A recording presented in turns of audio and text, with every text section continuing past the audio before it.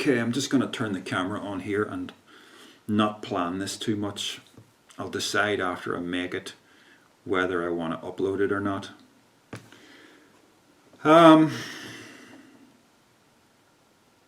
whole YouTube thing's really not working for me anymore, and it hasn't for a while. The first thing that really kind of knocked the wind out of my sails happened, I think it was about 1.5 years ago now, when a member of the public tried to interfere with my job, my day job, which is in a school. And basically they didn't like something I said in a video and tried to make trouble for me through the management. And it was a very stressful time. It's not the first time it's happened, but the last time it happened was many, many years ago. It was like way back at the start of this whole thing. And I don't even think it was to do with YouTube. I think it was to do with WordPress. I think this was before I was doing YouTube videos. So, but these kind of things take a bit of a toll, even if they don't happen very often. And I can no longer make videos without feeling really nervous, including this one. I'm really nervous right now. And the amount of times I make a video and stumble over my words and have to get frustrated and turn it off and start again, that happens a lot. More than it used to. And then sometimes I upload it and I feel fear because I wonder, have I said anything that could be used against me by an irrational person? Because priority number one is not making some kind of impact on the world with vlogging. Priority number one is survival through having a wage, right? So this is secondary to all that.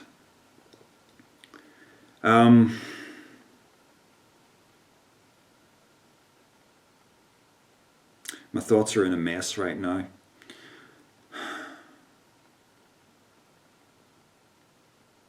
You know, I could understand somebody who makes a video and it has some kind of controversy about it and it causes trouble in their personal life, but maybe they got like 3 million views on the video, so it was kind of worth it because you're being a mover and a shaker, you know, you're shaking things up and you're having an impact on the world. You're a social media influencer, right? I hate that term. I certainly don't consider myself that. But this video, it had like 1,500 views, which is good for one of my videos, really. It had 1,500 views, and of those views, what can we assume, maybe 700 or 800 of them might have been viewed from beginning to end, rather than just someone who clicks on it and watches for a minute and then clicks off. You know, I don't know. So for that, for the guts of 700 or 800 views, real views, I just had my emotions ripped asunder in my personal life, you know? It's not worth it. It's really not. So that puts a big dampener on things.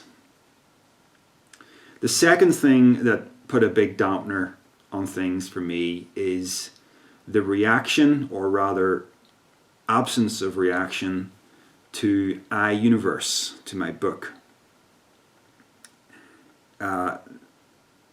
This is something that has been in the background of my channel for many years, and I've been asked time and again, when's the book coming out?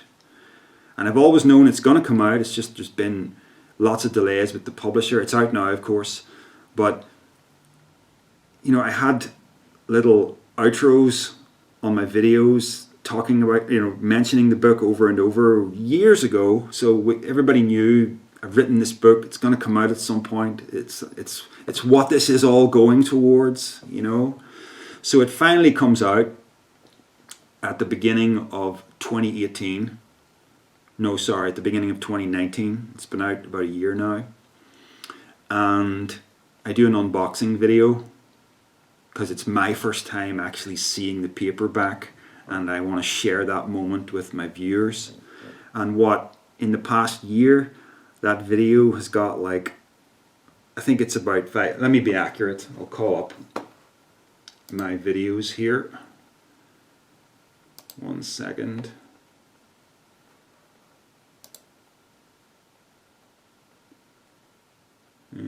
Just need to scroll back a little bit. Yeah, the unboxing, there's 2 videos that came out side by side. The first one is just called iUniverse is out now, and it's got 480 views in 11 months. The next one, unboxing iUniverse, has 576 views in the past 11 months. So, you know, 11,000 subscribers, and they're real subscribers. I never try to coax people into subscribing. So 11,000 people clicked the subscribe button, and somehow that translates into about 500 people being willing to actually just click on a video about the book, about the book's release. Right? Never mind, you know, convincing people to buy the book, but you can't even get 600 people out of that massive lot of subscribers to sacrifice just a few minutes of their time to look at a quick video about the book's release. Right? So that's kind of depressing for me. I know copies of the book have sold over the past year. I'm not quite sure how many. It's not big numbers at all. Yeah. So what do I do? What do I do with that? It's kind of like, you know,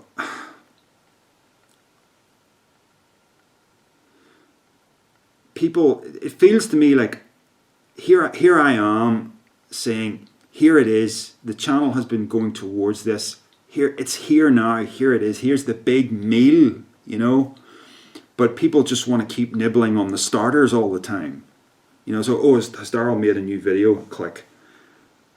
Oh, he's brought a book out? Nah, forget it, too much hard work reading a book, you know. Breaks my heart, I tell you. I mean, it's nothing personal. I know it's nothing personal. We're just looking at a kind of trend about the way people are today. I mean, I have most of Brad Warner's books on the shelf, and because I really like him, and I watch him on YouTube, pretty much watch every video he puts out from start to finish.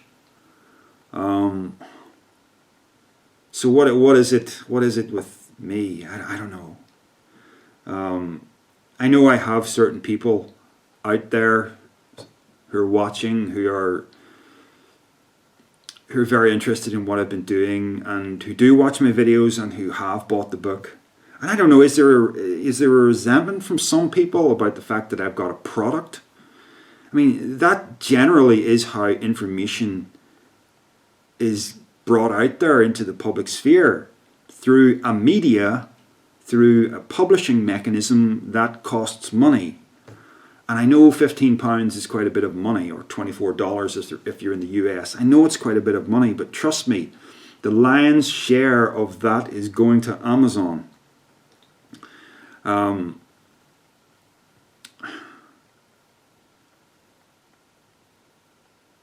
What else can I say here? I don't want to come across like I'm resenting individuals here, because I'm really just talking to this. I can't possibly pick on any one person here. This is just my observation of how people generally are, and how hard it is to be an author in the present climate. It's like on the YouTube platform, it's just like this place is wall to wall with noise, meaningless chatter, and I'm just trying to be heard above all of this. You'd think actually that my views per video would be way better than they were in the past, because I've got way more subscribers now, but it's not like that at all. The subscriber count keeps growing, but the video views don't. And that's a weird thing. I think YouTube tolerates the subscriber system, but they really aren't very interested in it. And they certainly don't go out of their way to structure their interface in such a way that it encourages you to go to your subscriber feed. I think they're more interested in lulling you into paying much more attention to the recommended videos feed. I was talking to someone there who has a YouTube channel, and he said he very rarely looks at his subscriber list. He just goes to recommended videos. So, I mean, it just goes to show you. For instance, on the 31st of October, I put online a copy of Zombie Genocide, which is a horror movie that I made with some friends in 1993. I put a full copy of the movie on my channel just for fun, because it was Halloween and it was horror themed. Now, that video, which is 65 minutes long, has, in the 2 months since then, it has accrued 141,000 views, right? It is now one of the most viewed. Let me see, just if I do from most popular, I have several hundred videos, right? Zombie Genocide is now at number 4. It is the number 4 video in terms of view count. The next one above it is called The Truth About Satan That You Won't Hear in Church, with 425,000 views. Yeah. So somehow, you know, what I'm getting at here is that we are all at the mercy of YouTube and their algorithms. YouTube decide which videos get views and which ones don't. A lowly little content creator like me, with his subscriber base, it doesn't mean anything in terms of getting views. YouTube are in charge. And all I could think, although it's gratifying for me to get a video that gets those kinds of views, I mean, it's nice because we made this back in the 1990s, and I mean, we got more publicity and more actual views of that movie in a 2-month period than we ever did in the entire, it's 25 or 30 years since we made it. In that entire space, you know, it's incredible. But, you know, we're at the mercy of YouTube. That video very easily could have got a couple of hundred views and just stagnated. But for some reason, YouTube gave us well over 1 million impressions. Now, an impression is YouTube putting your video in front of somebody, either in their recommended videos feed, or maybe as something that they want the person to click on after they watch a video or something like that, or putting it high in the search results for a search like zombie movie, stuff like that. You're at, you know, you're at YouTube's mercy. But all I could think was, hang on, if I go from, I need to take a look at the trailer I made for iUniverse. 2 months ago I made a book trailer for iUniverse. Actually, it was the video that was released just prior to the Zombie Genocide. So I really went out of my way to make a really super professional looking book trailer.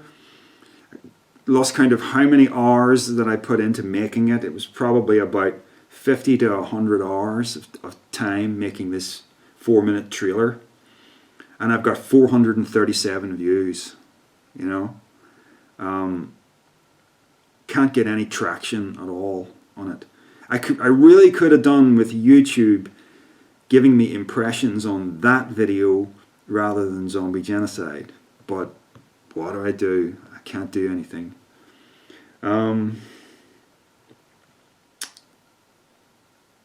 So I looked at producing iUniverse as an audiobook, thinking, well, if people don't want to read books, maybe they'll listen to the book. So I started producing an audiobook, and I started off by releasing it for patrons. So I got a little bit of interest in that, not a lot, but that's fine. I know audiobooks are a bit of a niche thing, although I think they're more popular now than they used to be due to platforms like Audible.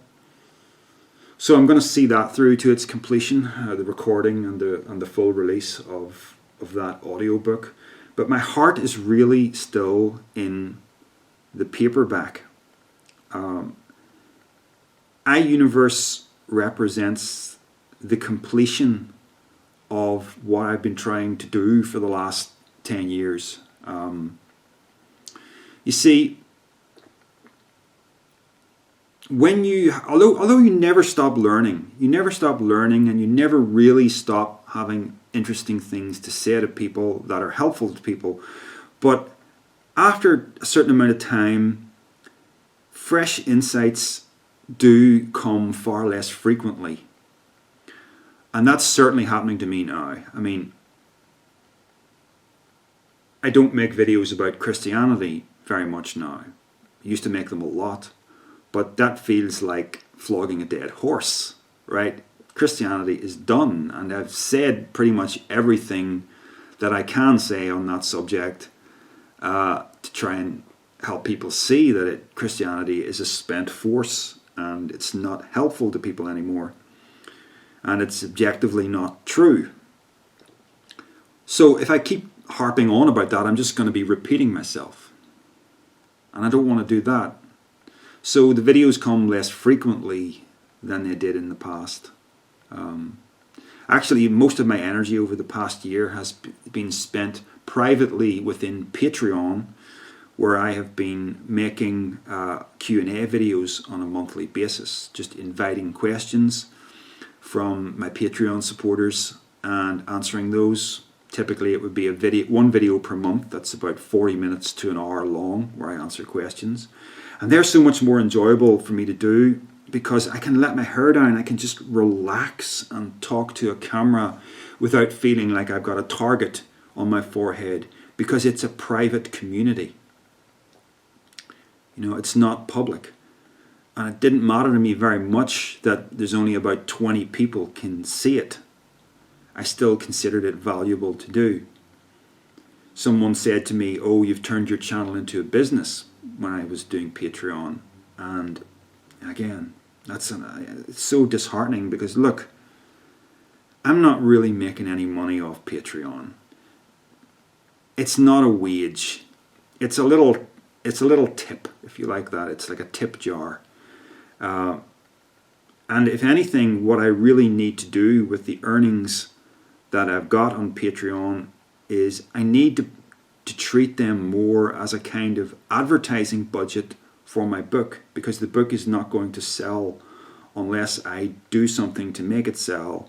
Only I have no experience in the publishing industry, so I really don't know what the best way to invest that money is. And when I say invest that money, I mean I do consider it as money that can just be thrown out there without needing a return on it. You know, these were gifts to me from people who wanted to support me, so I can then repurpose that gift into something that helps me generate sales for iUniverse.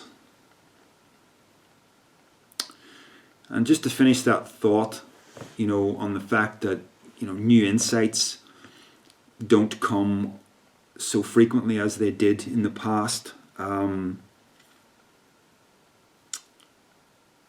You know, to be a successful spiritual teacher, very few people can make that work long term with and maintain their integrity.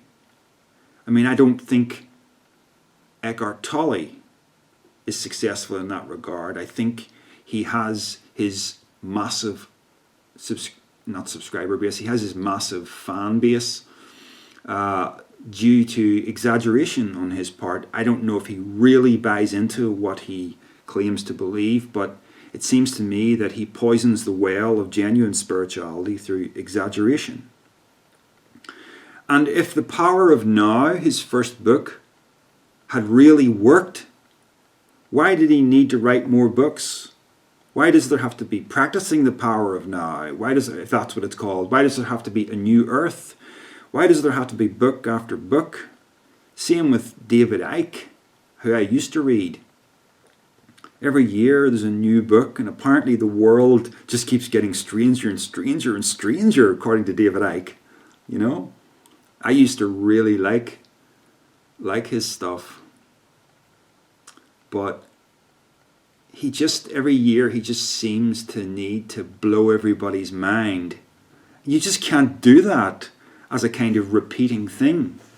So for me, iUniverse is my book. It's not this year's book. It's my personal lifetime achievement, and it took 9 years to create. Now, there was an early version of it that was released after a few years, but a lot of changes and additions happened in the intervening years. It really was a 9-year project, and it was ready at that time, and it was published at that time, and I'm very proud of it. I just wish I could get you to take an interest in it. So look, I don't know where we go from here. Oh yeah, another thing on the matter of, you know, being a successful spiritual teacher or successful occultist, because I do consider myself an occultist, yeah. To give you an example of what frustrates me about this, I'll always just tell the truth, right? Insofar as I'm able to do it without getting myself in trouble, right? I'll just tell the truth. So if I talk about the occult or whatever, it's just going to be about the truth. I don't think there are any demons, right? I really don't. I think old school occultism was based around the mythology of Christianity, right? So I'm now a post-Christian occultist. So angels and demons and things really don't come into it. There's certainly a big mystery behind the outer surface of reality. But the myth structure that we put on that to try and comprehend it does not have to involve Christian conventions like angels and demons, right? But then you get somebody, an occultist like E.A. Coetting. Yeah, I'm going to name drop. I don't usually name drop, but I'm going to name drop E.A. Coetting, right? This guy will talk about all sorts of demonic beings that he's in touch with and everything, and he'll do all kinds of on-camera rituals. And if you notice, there's like carefully timed smoke bombs going off and stuff like this, and weird creepy music, and it's all designed to mesmerize the fools that are watching him. You know, it's that kind of magic, the sort of misdirection and seduction and manipulation of the mind. So he's a grifter, he's a con man, but he's way more popular than I am, right? Because people are so easily fooled, right? And it just, you know, it makes me realize that if I want to be popular, you know, if I want to really make this happen, and the only way to do it is through gimmicks, and I don't want to do that. I mean, we were talking about my most viewed videos. My most viewed video on the subject of philosophy is the one called "The Truth About Satan That You Won't Hear in Church." And the only reason it's really popular is because it has such a provocative title. So that just was, I mean, it's a decent video. I'm not unhappy with it. But is it really very important in terms of, you know, the ones that I do consider important? I mean, one of my personal favorites out of the videos that I've made is the one called "The Amazing Reason Why We Die." Now, it's done fine. Let's see, it's not from not that long ago. Let's see if I can actually call it up here. See how many views it has. Yeah, 8,000 views. That's pretty decent 2 years ago. But it doesn't have 400,000 views, you know, and it really should be reversed. It should be the Satan video that has 8,000 views and that video that has 400,000. But it's not stimulating, you know. It's really helpful, it's just not stimulating.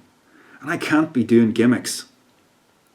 I want to be here and have integrity. But it's just not working. And YouTube is a shadow of what it used to be.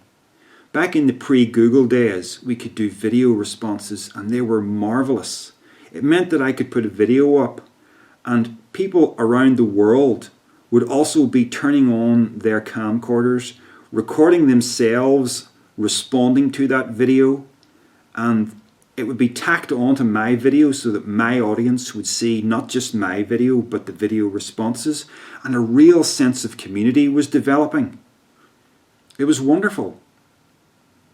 You know, not just text responses. And you didn't really get trolls because trolls always take the easy way. It's just, if it can't be done in a few seconds of typing, a troll's not going to put in the effort. A troll's not going to turn on a camera. Well, some of them might.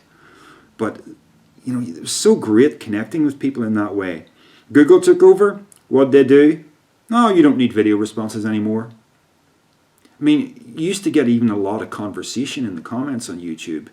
The comment section is now, there's just so little conversation happens. Now, you may have written a comment to me and you might be thinking, well, Darrell, I said something and you didn't respond to me. Yes, that might be true. I admit that. I am not perfect at responding to comments. But it still remains true as an observation that there is just so little talking happening on YouTube now. YouTube has become something vastly different from the vlogging platform that it started out as. So, where do we go from here, folks? I don't know.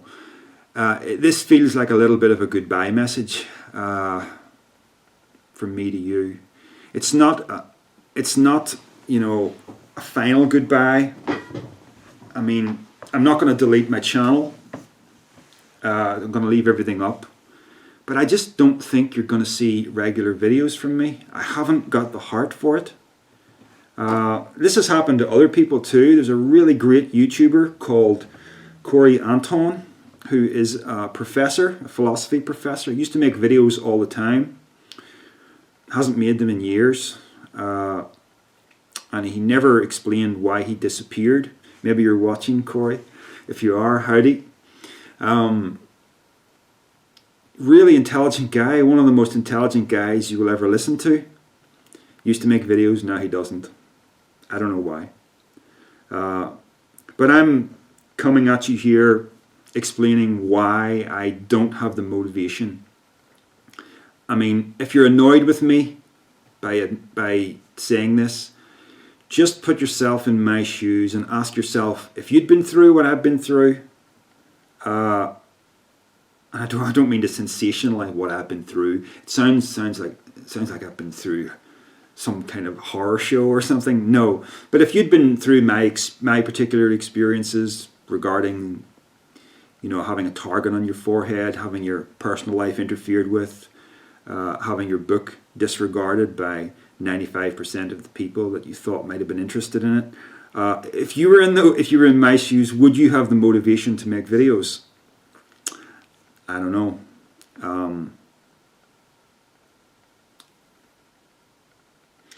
You will find me in Patreon. I'm not going to disregard my Patreon and the people that are in there. And again, that sounds like, oh, you just want to make money. No, that's not the case. The fact that there is what you might call an entry fee. There's a monthly charge of $1, right? The fact that that is there keeps the entire public out of my business and means that the only people who can see what I'm doing are the people willing to go click and subscribe for $1 a month, right? So it's $1. Bear that in mind, it's $1. I would love to have 100 people on there a month, all paying $1. You can pay $5, right? But all paying $1 because it's not about accumulating money. It's about creating a space for myself where I can express myself, talk to people who are on the same kind of wavelength as me without fear. Right? Because this, this has never been about some kind of quest to save the world, right? In some small way. This has always been about my own personal haunted house, right? Helping myself first, and then because I know things that have helped me that other people can relate to, I want to be able to share that with other people so that they can be helped too. That's all it is. The whole world can go to hell, frankly. I want to take care of me. So, and this is what kills me about it too, because for me to say the things I want to say about how I've managed to improve my own mind, my own life, I have to admit publicly that I'm a less than perfect person, right? And yet, if you work in a school like I do, there's this perception that the people who work in schools with our children are these perfect angelic beings who never have an unsavory thought, right? There's that. And that's what's so horrible about it, because that's a fantasy, right? Nobody is like that. That's a fantasy, and yet there are people who feel that way. So we've gone from a culture decades ago where a teacher could assault a child, could publicly assault a child, and nothing would be done about it. We've flipped that pendulum the whole way the other